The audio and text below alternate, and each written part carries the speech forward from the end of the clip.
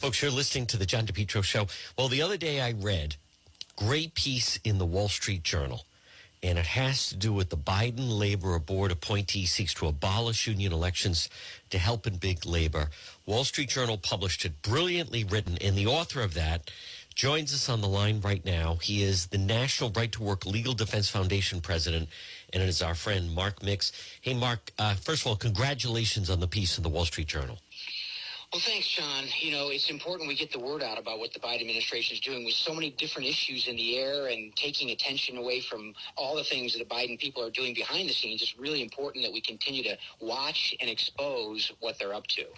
If you could take us through a little bit how the general counsel, Jennifer Abruzzo, what's exactly she's looking to do. Yeah, it really is an amazing piece of work by Jennifer Abruzzo. First of all, she's a former Communication Workers of America Union special counsel. She was at the National Labor Relations Board for a long time, and then during the Trump years, she went back and was a special legal counsel for one of the largest and most radical unions in the country. And then immediately upon Biden getting elected and getting sworn in, 23 minutes into his administration, he immediately fired the sitting general counsel who had 10 and a half months left on his term, and it was the first time since the NLRB was formed that this had happened, that any president has fired the chief lawyer for an independent agency upon coming into office. So he had to do that because he wanted to get Jennifer Abruzzo into the general counsel's seat, because the general counsel has unreviewable discretion when it comes to basically litigating labor cases across the country. And Abruzzo is truly a radical when it comes to empowering union officials and giving them more power and more privilege to force more workers into unions. And what she's trying to do here is she says her intention is to protect the integrity of union elections, and basically how she's going to do that is by eliminating them. And what she's going to do is take the country back to a 1949 NLRB decision called Joy Silk Mills that basically established the notion that if there was any idea that a majority of workers favored unionization, that they would immediately be recognized and certified for purposes of bargaining with an employer. That precedent has been thrown out through and defended, opposed by numerous courts and numerous agencies going forward, and saying that the employer has a right to ask for a secret ballot election.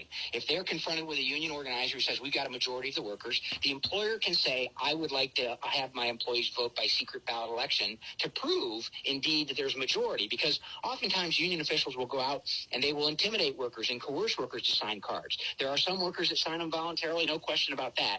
But generally what we found here at the Right to Work Foundation is many workers have come to us saying, hey, look, they're out here getting these cards signed, and they're, in one case down in Tennessee, they were giving away amusement park tickets to people that would sign union certification cards. And so what Abruzzo wants to do is go back to the standard where, look, the union says we've got a majority. The employer cannot request a secret ballot election. The only defense an employer had would be to have a good faith doubt that the majority wasn't true. And if that was the case, then maybe the NLRB would grant them an election. But otherwise, as soon as that 50% plus one card is presented, the union's now recognized, even though, John, 49% of the workers there might not even know that the union card check is going on or that the union's organizing.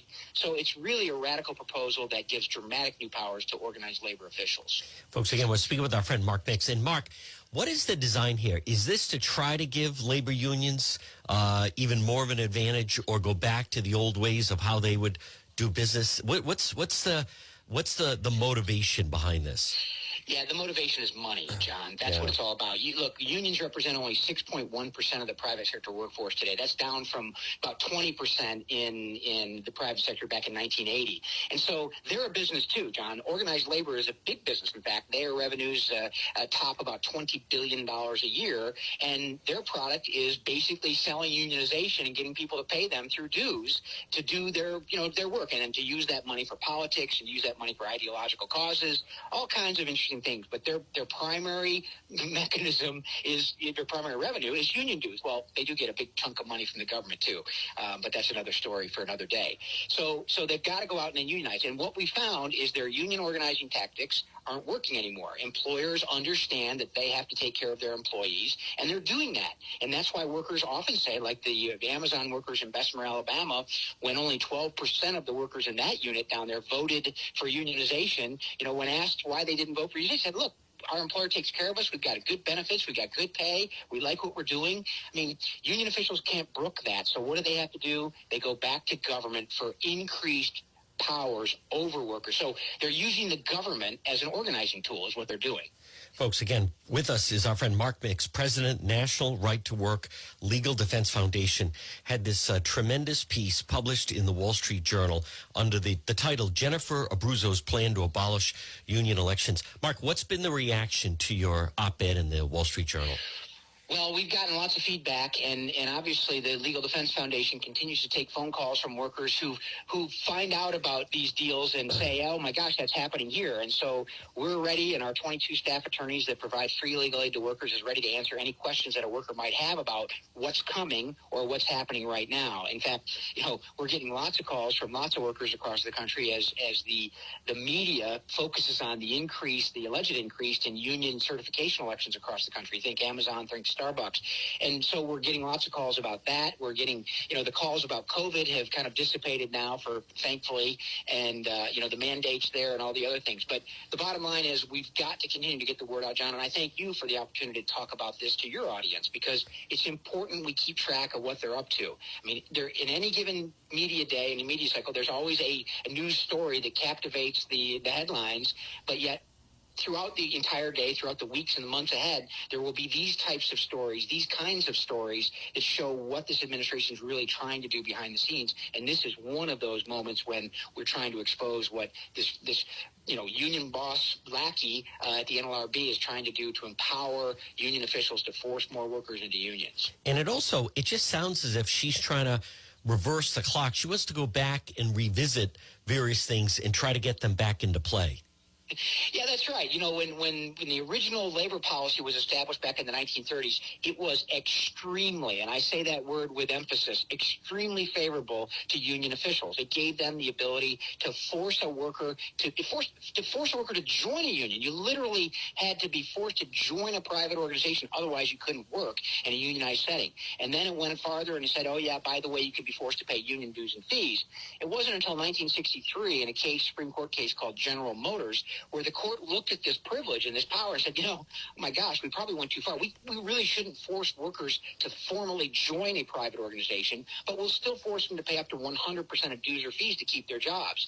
In the context of all of that, we've been able to litigate at the U.S. Supreme Court and federal courts to help protect workers from this type of coercion and force. And we've also had a dual program at the Right to Work Committee to pass right to work laws. We have 27 states that have outlawed forced fees for work based on a privilege, and I use that word accurately, a privilege granted by the federal government for states to pass right to work laws, which they're now trying to take away. There's a bill pending in the United States Senate right now that's already passed the House with no testimony, no committee hearings, that would repeal all 27 right to work laws of the country. So it's another program where they're trying to force more workers into unions.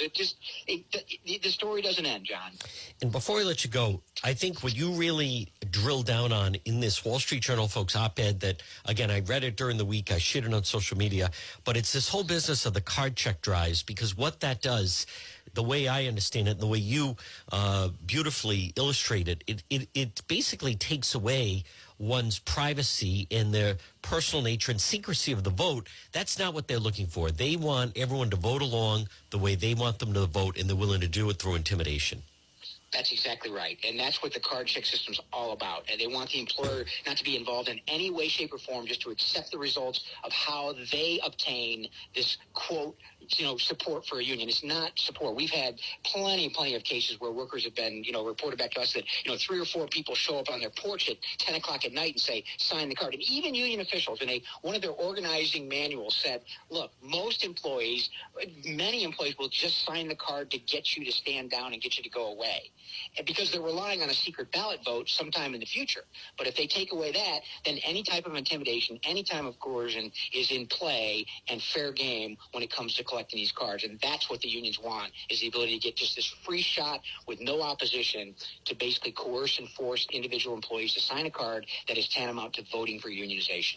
Folks, again, he is the president, National Right to Work Legal Defense Foundation. It's our friend Mark Mix. Mark, congratulations. Brilliant piece in the Wall Street Journal. Keep up the good work, and we'll talk to you again. Thanks, John. Appreciate it.